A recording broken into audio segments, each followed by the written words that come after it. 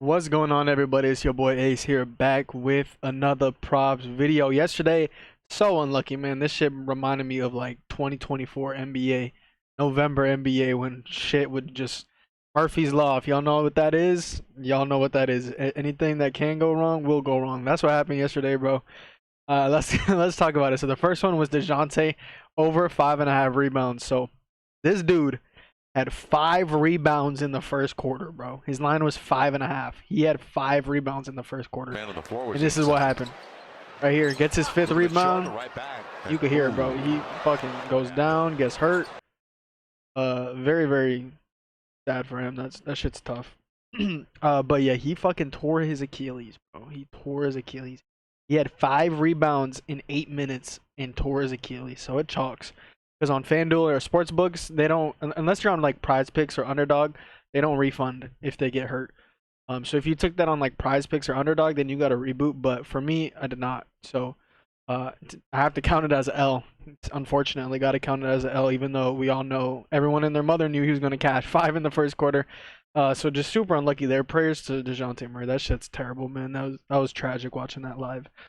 But then the other play was Porzingis over 14 first half points, rebounds, and assists. And bro, I thought this shit cashed, and let me show you why. I was watching the game, and there were so many stat corrects in this. I don't know if you guys saw the game, but you could look it up and probably look on Twitter. People probably complained about it on Twitter.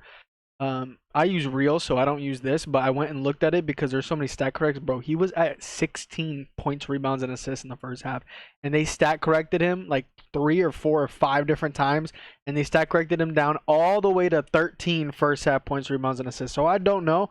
I genuinely don't know if some of those rebounds and assists were actually his and they took it away from him. I'm not gonna. I don't know that.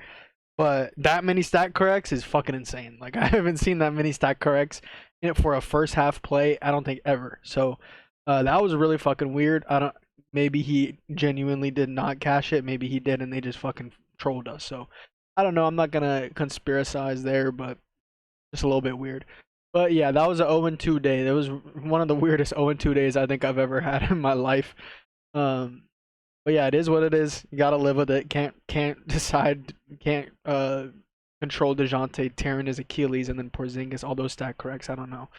But anyway, nonetheless, it's been an amazing month, and this is the full recap right here because unfortunately the month is over. It's about to be February already, which is crazy. But January was absolutely insane, man. This is the full January recap. I recapped every single day and consistently updated every single day in the Discord, so you can go ahead and check. The receipts are all there. But yeah, this is the full recap. January, we went up 18.194 units. I feel like we should have definitely hit the 20 unit profit if we didn't get Ho today, but it is what it is. I'm not going to complain. Like I said, man, we just made a lot of profit, so try not to complain. We made 18.194 units in January.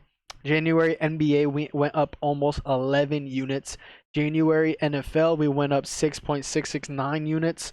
And then NFL, the whole season, we are up basically 23 units. So great NFL season.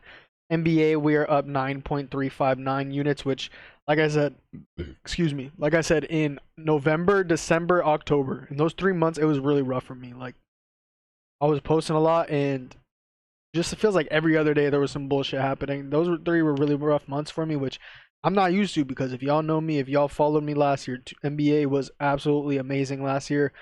NFL was the one that was actually bad last year for me. NBA was really, really good last year, and then this year it started all right, and then October, November, December it was just a bunch of like losing and then breaking even at the end of the month, losing and then breaking even at the end of the month, and barely profiting. So it was super rough. So I'm super happy that January started with a hot start because definitely feel like that was deserved with all the work that I put in every day. And then Call of Duty only had 2 plays. I just started doing Call of Duty. I only had 2 plays for the whole month, and they both cashed. So we're only up 0.38 units on Call of Duty. But overall, altogether, January 2025, amazing month. One month that we will remember for a while for sure. Probably the best, most profitable month I've had since March 2024 because of Rocket League that month. But yeah, up 18 units. Amazing head start to 2025. So I'm very, very excited for these next 11 months to make even more money. In the monthly MVPs, the MVPs of January are Kristaps Porzingis. I was 7-2 on Porzingis plays this month, so he's one of the MVPs. And then Jalen Green, He was another MVP. I was 4-0 on Jalen Green props this month. So those are going to be the two MVPs for this month, Porzingis and Jalen Green. But anyway, let's start February hot. Let's get with the plays for February.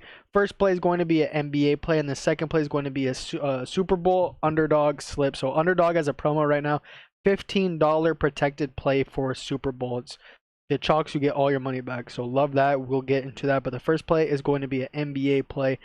So let's get right into it. The play is going to be on Fliff and Bet365 because it's already been bumped on FanDuel and DraftKings. Well, it's not on FanDuel right now, but it's going to be points, rebounds, and assists, and it's going to be Zachary Risacher, the rookie, over 15.5 points, rebounds, assists. This is -120, as you can see right here on Bet365. This is also -130 on Fliff. So if you're not on Bet365 but you're on Fliff, this is on Fliff right now for -130 odds. So this is a good play, and I'll tell you guys why. I'll go ahead and get into the write-up for this play very quickly. So there are a ton of injuries that the Hawks are facing right now. As you can see, the hit rate for the whole season isn't that good. I'm on points actually. Oops. The hit rate for the whole season isn't that good. It's 46%, but there are a ton of injuries for the Hawks that they are dealing with. As you can see right here, they're going to be out without, I should say, Bogdan Bogdanovic and without Jalen Johnson. And when we take those guys out, Zachary Risacher, he's played 5 games this year with both of those guys out, and he's cashed in 4 out of 5 of those games. As you can see, averaging 21.2 points, rebounds, assists per game. So really, really good hit rate when both of those guys are out. Another player that's also out is going to be Clint Capella. So Clint Capella is out of this game as well. And Zachary Risacher, you can see he's only played 1 game this whole season without Jalen Johnson, without Capella, and without Bogdanovic, which was actually his most recent game on January 30th. He dropped 32 PRA on 30 points. He had 30 points, only 2 rebounds and assists, but obviously the points soared over, so PRA soared over as well. But yeah, that's a great indicator because this is his most recent game as well. All 3 of those guys are remain out today, so that's very, very good. He's also coming back from injury. He had 20 minutes in his first game back. In this game right here against the Timberwolves, he only had 20 minutes, still was able to cash easily with 21 PRA. It's over 15.5, not 16.5, with 21 PRA. And then the most recent game, obviously without Capella, without Johnson, and without Bogdanovic, was this game right here where he had 32 PRA. And in that game, his second game back from injury, he had 25 minutes. So now that this is his 3rd game back from injury, hopefully he can see like 27 to 30 minutes because he had 21st game, 25 second game, now maybe 27, 30-ish minutes. That would be perfect. So yeah, should get solid minutes. I also think this is a buy low spot on his rebounds and assists because, like I said, he had 30 points in this Cavs game, right? And he only had 2 rebounds and assists. So his points right now is 11.5. His points right now is 11.5 on sportsbooks, and his PRA on Bet365 and Flip is 15.5. So if we calculate that, his PRA is only 4 higher than his points. So for rebounds and assists, you can see the outlier game, last game, he only had 2. But in those other 4 games without Bogdanovic and without Jalen Johnson right here, he averaged 6.75 rebounds and assists per game. 6.75 rebounds and assists per game in these other 4 games. So I think that this is a buy low spot here for points, rebounds, and assists because it's only 4 higher than his points. So I like that buy low spot. Pacers, the matchup that he's playing today, they're allowing the 9th most rebounds per game, and they're allowing the 13th most assists per game in the last 5 games. So it's a pretty solid matchup in the RA rebounds and assists category, and it's going to be a pace-up matchup against the Pacers. So very fast pace, which is good for rebounds and assists, especially for a guy like Risacher, who's very young, obviously, and he's very he could play at a very fast pace. So yeah, I like the buy low there for not only including points, but also including rebounds and assists for PRA. And then as for the points category, he has just seen way too much volume in these past few games since returning from injury for me not to take his points. In those 2 games that he's been back from injury, he's averaging 29.1 usage per game in his last 2 games, as you can see right here. That is elite usage. That is a ton of usage. He had 11 points against the Timberwolves and then 30 against the Cavs. And in those 2 games, he averaged 13.5 field goals attempted per game. He had 13 field goals attempted against the Wolves and then 14 against the Cavs. So that is a ton of volume, a ton of usage that he's been getting. I just love this prop overall. I think it's just a very buy low spot, especially with all these injuries and without Clint Capella. If you want to take 16.5, it's 1 higher. That's up to you. But I when I posted it, about an hour ago, I took over 15.5 PRA, minus 120 on Bet365, minus 130 on Flip. That's going to be the first play, 0.6 units. That's going to be technically the only play today because the next play is going to be a Super Bowl play, which obviously is not for another week. But anyway, if you guys want every single play, make sure you guys join the Discord. Link will be in the description of this video. Once you click the link, you'll see, click join, you'll see 3 different memberships. There's going to be the first one that's $15 per month. That's going to give you all my NBA and NFL plays, every single NBA and NFL play. That's all live plays. That's all, every single play. That's NBA and NFL. The second membership is going to be $25 per month. That's going to give you everything that I just said, all the NBA and NFL plays, but that's also going to give you all of my Rocket League plays. If you guys don't know what Rocket League is, it is a video game that you can bet on, and they have player props on Prize Picks, and then they have money lines and spreads on Bet365, Bovada, and Thunder Picks. So if you have any of those platforms, make sure you guys cop the middle membership. It's going to be the $25 per month. It's only $10 more per month for the Rocket League plays. Last year, Rocket League was my most profitable sport, my best sport, at a 72% hit rate on over 300 props in the Rocket League season. So that was my most profitable sport last year. But if you only want the NBA and NFL plays, which is completely fine, only $15 per month. Compare that price to other premium memberships. That's a very cheap price. And I can't click it right now because I guess I'm not logged in and I can't log in on recording, obviously. But once you click, you'll see $15 per month. You'll click it, you'll scroll down, there'll be a promo code section. Type in the promo code 2025 and it will make your first month only $5 for all my NBA and NFL plays. So take advantage of that. Only $5 for your first month. There's no better deal than that. But anyway, let's go ahead and get into the second play, the underdog protected slip.